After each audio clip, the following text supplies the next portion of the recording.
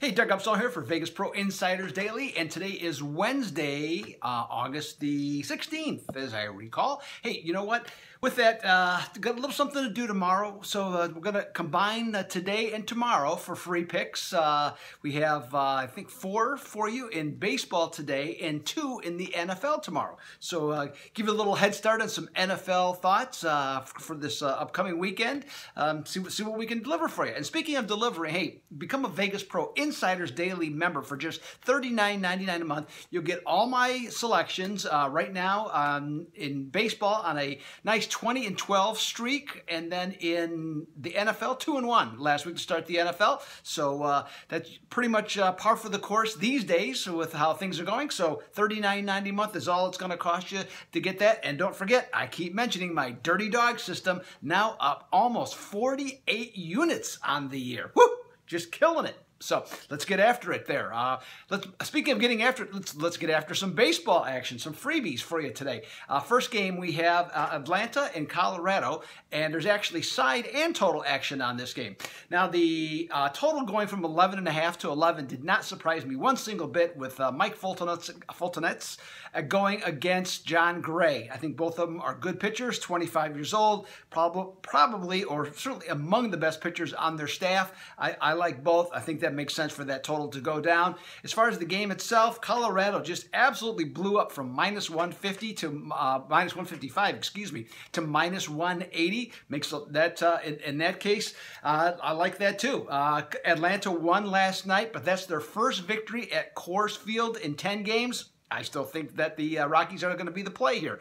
Next up, we have Detroit and Texas. Now, the total on that game has gone up from 10.5 to 11.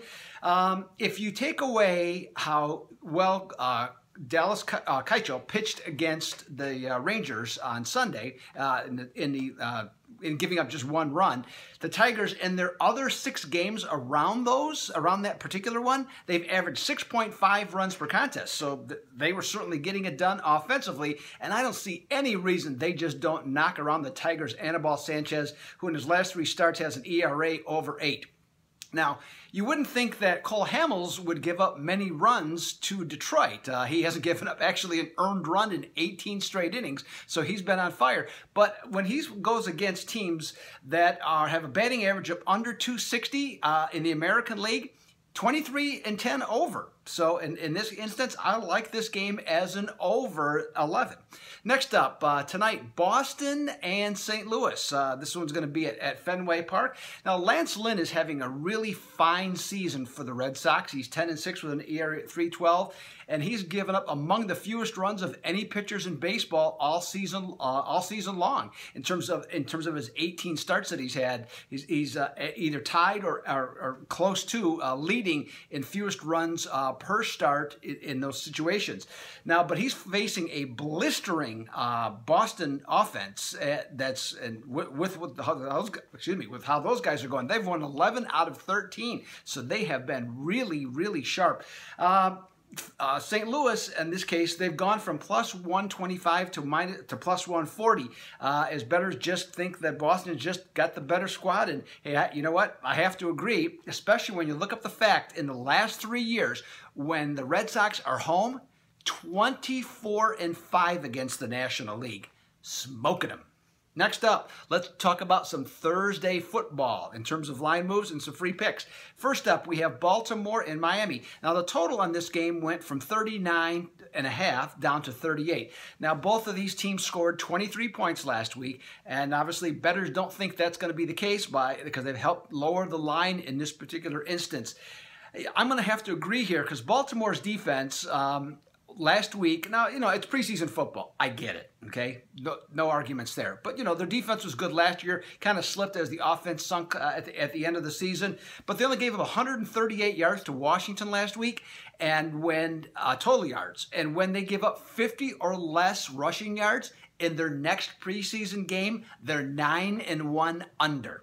So guess which direction I'm going to suggest for you to take on that one. Next up, and finally, Tampa Bay at Jacksonville, which would be the ESPN game. Now, this could be actually fairly interesting in the context of these teams scrimmaged each other on Tuesday, and there was a number of skirmishes. So it was got a little rough and tumble out there, and some of the coaches were trying to poo-poo it, but we'll see what happens. Now Tampa Bay, who comes into this game as the thought of as the as the stronger team. They've gone from +2.5 to a pick at Jacksonville, and this is kind of fits into one of those classic preseason games in this regard. Now, Tampa Bay lost at Cincinnati 23-13, basically underperformed overall, and they're playing a Jacksonville team who overperformed, beating New England at New England 31-24, and they gained, I think, 447 yards altogether. So that was quite an impressive performance. So here's a system that fits Tampa Bay. When a road team scored 14 or fewer points in their last game, and they're facing an opponent who scored 30 or more, the road team, which is Tampa Bay in this case, is 25-8 against the spread. Okay?